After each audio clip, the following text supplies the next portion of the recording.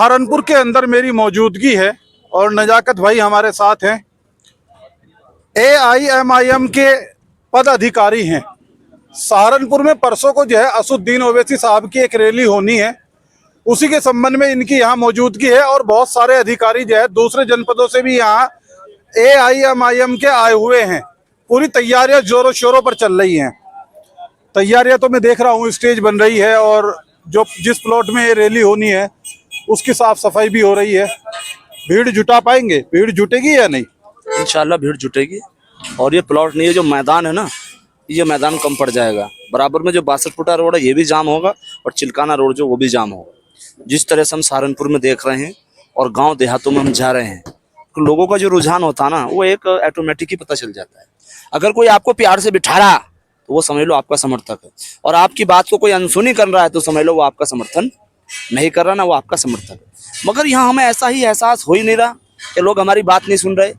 लोग हमें बुला रहे हैं, चाहे बेहट का इलाका हो, ताजपुर का ताजपुरा हो, चाहे सिरसली हो, देहात विधानसभा हो, गालेड़ी हो, सैयद माजरा हो, जितना भी हम गए हैं, यहाँ तक के महानगर में भी हम अफसोस इस चीज़ का हमें रह जाएगा कि हम पूरे में नहीं घूम पाने के, क्योंकि बहुत बड़ा महानगर है। तो एकदम ये तो मैदान भर कर रहेगा और तारीखी इजलास ये होकर रहेगा, इतिहास के पन्नों में दर्ज होकर रहेगा। क्यों इसकी वजह इतिहास में दर्ज? एक मिनट, अभी बताना, आप जो कह रहे हैं वो भी आपसे सुन लेंगे। अभी सहारनपुर की जो विधानसभाएं हैं, 7 विधानसभाएं यहाँ हैं, तो क्या 7 की 7 विधानसभाओं पर मेहनत हो रही है? पूरे जिले पर मेहनत हो रही है। जब पूरे जिले का नाम आ गया तो सातों विधानसभा का नाम आ गया। हम कोई वो घाड़ का इलाका खैरी गांव हो ना, हथनी कुंड की बराबर में जो 4-5 गाँव, हमने उनको भी नहीं छोड़े। हम छुटमलपुर से आगे फतेहपुर और जहाँ तक लगता है ना उत्तराखंड बॉर्डर, वहां तक, चाहे आप देवन से लगा कर आगे तक टोल प्लाजा से जहाँ लो सहारनपुर की सीमा है, चाहे बागपत रोड पे चले जाओ, कहीं हम कहीं नहीं छोड़ रहे। हमारी पूरी कोशिश है। हम पूरे जिले के गांव तो नहीं पहुंच सकते हम, क्योंकि बहुत बड़ा जिला, मगर कोशिश कर रहे हैं कि हम पूरे जिले की कोने कोने में पहुंचाएं। अच्छा चलिए, मैं मानता हूं कि यहाँ भीड़ भी जुट जाएगी जिस हिसाब से आप मेहनत बता रहे हैं। अब बड़ा सवाल है, क्या ये भीड़ वोट में भी कन्वर्ट होगी? हाँ बिल्कुल होगी। अब से पहले नहीं होती थी ना। ये जो सवाल मीडिया के लोग करते हैं, आप भी कर रहे हैं, इसलिए करते हैं। अब से पहले ऐसा नहीं हुआ। ऐसा इसलिए नहीं हुआ कि जो हमारा वोटर है इसको ठेका दे रखा था बीजेपी हराओ।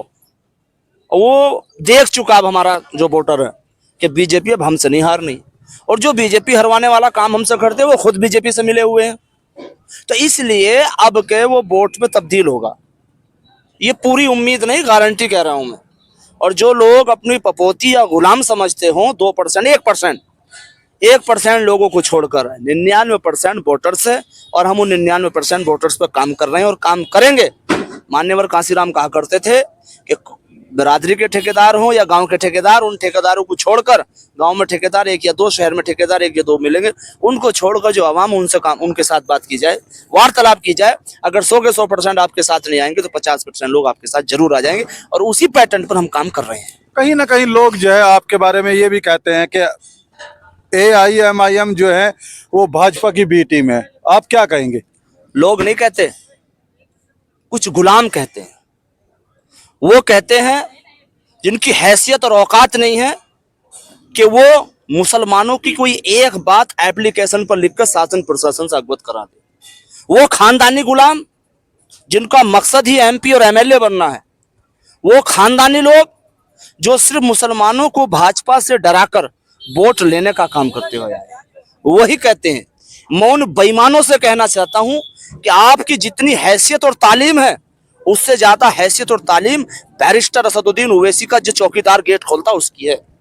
आपकी इतनी भी हैसियत नहीं है, और आप कहते हैं। और अफसोस इस चीज का है, कोई ठाकुर, पंडित, यादव, गुज्जर, लोधी नहीं कहता, सिर्फ वो मुसलमान जो सिर्फ छोटी सोच वाले हैं और थोड़े फायदे के लिए अपनी राजनीति करते हैं।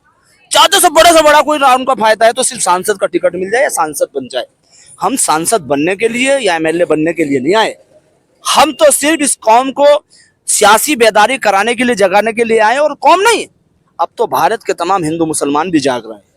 जब से बैरिस्टर असदुद्दीन ओवैसी साहब ने भरत तिवारी की आवाज उठाई है, पर्चा लीक की आवाज उठाई है, पर्चा कैंसिल करने वालों की जो भर्तियां होती है उनकी आवाज उठाई है, तो एक बदलाव देखने को मिल रहा है नजीबाद की सभा के बाद। क्योंकि सोशल मीडिया है, सोशल मीडिया से बात दूर तक चली जाती, विदेश तक चली जाती है। तो ये तो उनके मुंह पर ताला लग जाएगा। और अब तो मुझे लग रहा है अब इनका इलाज भी होना शुरू हो जाएगा, इतने समर्थक हो गए। अब जो बी टीम बोलेगा ना उस पर जूता बजाने का काम अब जा समर्थक करेंगे, ऐसा मुझे लग रहा है। कई जगह हमने लोगों को समझाया, इसलिए लग रहा, मैंने कहा नहीं भाई गलत, कानून और संविधान को कभी हाथ में मत लेना, क्योंकि हमारे नेता बैरिस्टर असदुद्दीन ओवैसी हैं। क्या आप हिंसा मानते हैं? किसी भी समस्या का समाधान हिंसा के जरिए हो सकता है? हिंसा नहीं, हिंसा नहीं है वो, लोगों को चढ़ाना, उकसाना। जब लोग चढ़ाए जाते हैं, उकसाए जाते हैं तो क्या करते हैं? तो मैं उनसे कहना चाहता हूं, अगर आप अपनी इज्जत महफूज रखना चाहते हैं तो सिर्फ चुपचाप रहिए। आप जिस भी दल में हैं, आप राजनीति की, हमें कोई ऐतराज नहीं है। वरना डेमोक्रेसी के अंदर देखिए, आप एक चीज समझिए, डेमोक्रेसी के अंदर जो है लोग बोलते हैं, बोलने का अधिकार होता है, फिर उसके ऊपर इस तरीके से जैसे आप कह रहे हैं कि जूता बजाने का काम करेंगे, ये कितना जायज है? मैंने क्या कहा जाए? तो हमने क्या, हम कानून संविधान के दायरे में काम करते हैं, हम लोगों को समझा रहे हैं, हम उकसा नहीं रहे, हम समझा रहे हैं। हम कितनों को समझाएंगे? जितने की बात हमारे सामने आएगी उन्हें तो समझाएंगे हम। और जोर हंग जब ऐसे करते मुंह मारते रहेंगे। हमारे एक कहावत है, बकरी के 2 बच्चे, अगर वो दूध पी रहे तो अच्छी बात है, अगर तीसरा मुंह मारेगा तो पिटेगा ही। तो वो तीसरा क्यों खामोखा मुंह मार रहा? सिद्ध करो ना।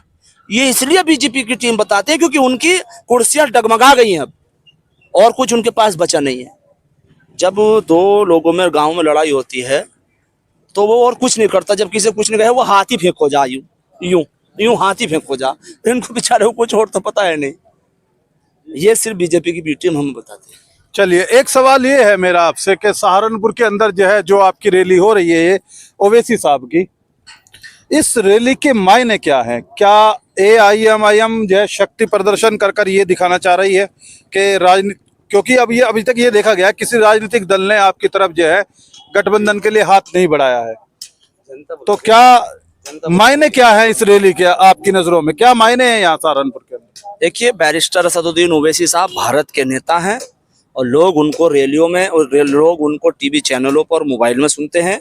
बैरिस्टर असदुद्दीन ओवैसी साहब चाहते हैं जो लोग मोबाइल नहीं चलाते, जो लोग मुझे देखने की या मुझे सुनने की ख्वाहिश रखते हैं, मैं हर जिले में जाकर अपनी सभा करूंगा और उन लोगों तक अपना पैगाम पहुंचाऊंगा। जागना ना जागना उनका काम है, और रैली हो या कार्यकर्ता सम्मेलन हो, वो किसी भी पार्टी का, हमारा कोई नया नहीं हो रहा। अगर कोई ये सोच रहा है हम गठबंधन के लिए रैली कर रहे हैं तो वो बिल्कुल मुखालते से निकाल दे। हमारे नेता जितनी सीटों पर ऐलान कर चुके हैं, मजबूती से चुनाव लड़ेंगे। अगर वो 200 को कहेंगे हम 250 पर लड़ेंगे।